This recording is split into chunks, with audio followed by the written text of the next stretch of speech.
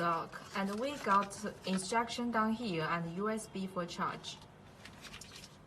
Let's take a look at the lock.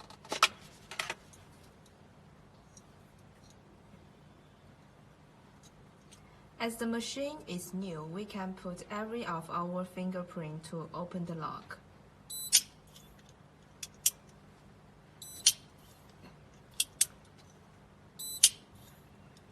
And now I'm gonna show you how to put our fingerprint in it.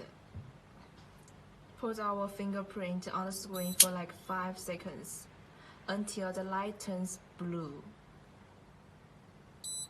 Now you can record multiple angles.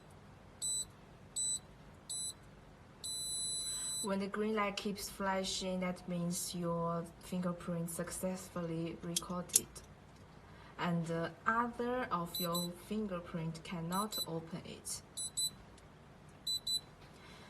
So if you want to record your second fingerprint, you need to get the authorization from your first fingerprint. Just like the first step, put your fingerprint on the screen for like 5 seconds.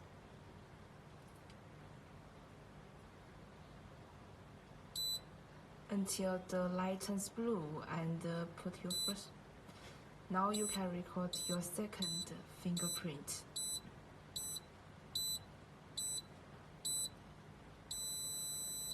That means successfully recorded. And if you want to delete your fingerprint, put your fingerprint on the screen for like 10 seconds. Don't worry about blue light until the light turns red. Now you can delete it. Successfully deleted. And if the machine is in low battery, you can use this USB for charge here.